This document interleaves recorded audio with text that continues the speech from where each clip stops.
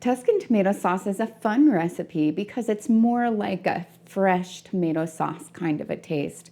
I really like using this with pasta, not necessarily a spaghetti sauce type taste, but something where I might want to do like a breaded chicken and then have the pasta on the side with the Tuscan tomato sauce on top and a little bit of Parmesan cheese on top of that. That is how I really like to use this.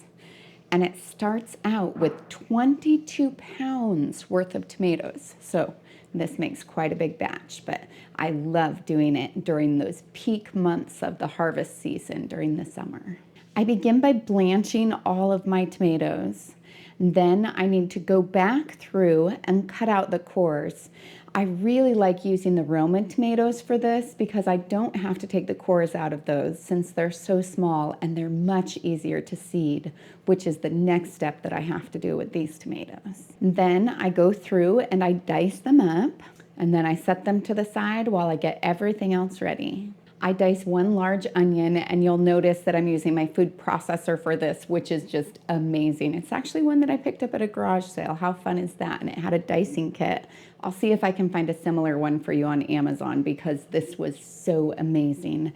Not only did I use it to dice my onions, but I also diced my green peppers and my celery. It was so fast. I'm loving it. Now I'll add my 22 pounds of tomatoes into my pot. And I need a pretty large pot for this because it is so much.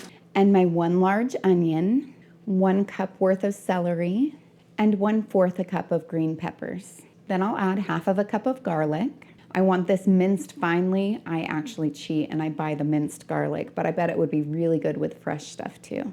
2 tablespoons of butter, 1/4 cup of olive oil, 2 tablespoons of sugar, 1½ tablespoons of oregano, 1½ tablespoons of basil, 1½ tablespoons of parsley, and 1 teaspoon of crushed red pepper flakes. Now I'll place this on the stove and bring it to a simmer. Now that it's begun to simmer, I'll drop the temperature and set a timer for 10 minutes. Now I'll fill up my quart-sized jars to 1½ inches of headspace, which is a space from the top of the food to the top of the jar. It smells so lovely. It's not thick the way that some spaghetti sauces are, but it's just got its own characteristic kind of feel to it. Now I'll add 2 tablespoons of lemon juice to each jar. Technically, because this is pressure canned, it doesn't need the lemon juice to it, but I like the little bit of tang.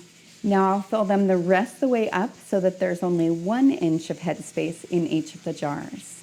Now I'll wipe off the rim of my jars so that if anything got on the edge, that it won't interfere with the seal. Now I'll place my lids and rings on until they're fingertip tight. I'm using my new favorite lids today. They're superb lids, and they're an American-made company, and they just do such a good job, particularly with their seal. It's super squishy, does a really good job of adhering to my jars, and does a good job maintaining a seal. It's supposed to remain sealed up to 36 months, as opposed to the other jar lids that I used to get, which were only 18. I have a link as well as a 20% off discount code in the description below. I'll place 3 quarts of hot water in the bottom of my pressure canner. Then I'll add in my jars. It's a good idea before you use your pressure canner to check your seal each time, just to make sure that it's in the right spot and in good condition. Then I place it on and lock it in place. I'll place that on my burner and bring it to a boil until the back begins to vent. I'll process it for 25 minutes at 10 pounds of pressure. If I'm at sea level, I'm at 1,200 feet, so I'll go with 11 pounds of pressure. Now that my canner has begun to vent, I'll set my timer for 10 minutes. Now that my 10 minutes is up, I'll add my weight to the top of the vent. And at this point, I'll start to watch my dial because my dial will begin to go up and I will be able to see what pressure I'm at. Once it gets to my goal, which for me is 11 pounds of pressure, if you have questions about that, go ahead and take a look at my video on altitude and it will explain everything as far as that is concerned. Maybe more than you want to know, actually. Once it gets past 11 pounds of pressure for me, that's when I'll set my 25-minute timer. But if at any point during that 25 minutes it drops below the 11 pounds of pressure, then I will need to restart my timer. So you have to be really careful and really watch for that. As it gets close to the 11 pounds of pressure, I start to drop back my temperature And I just kind of watch it carefully, doing small fine tuning. I don't want it to get too high, but I definitely don't want it to drop below that 11 pounds. Now that my processing time is complete, I'll turn off the heat and allow the pressure to come down naturally. I don't want to mess with the weight. I don't want to submerge it in cold water, nothing. I'll just let it sit until the pressure gauge comes down to 0 and the pressure indicator that's on it drops down.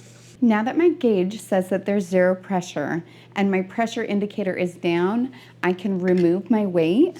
And that's kind of a safety thing to do that first, because if there is any residual pressure in there, it will come out the vent at that point. And then I unlock the lid, and when I lift it away from me so that any of the steam doesn't go into my face. Now I'll leave this to cool for 10 minutes with the lid off.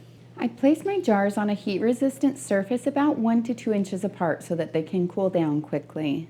I'll leave them there for 24 hours so that they can get a good seal. I can tell that they have a good seal if the center of the lid has depressed down. If it has, then I remove the rings, wash them with hot soapy water, and store them in a cool, dry, dark location, like my pantry, and use them in the next 1 to 3 years. If I have any that didn't seal, I would put them in my refrigerator and use them right away. Okay, so the taste test, this is a little bit different because this actually hasn't pressure canned, so it won't be quite as soft as what comes out later. Yeah, like my onions still have some crunch to them, and you wouldn't get that after it had pressure canned. But it's this lovely, fresh tasting sauce.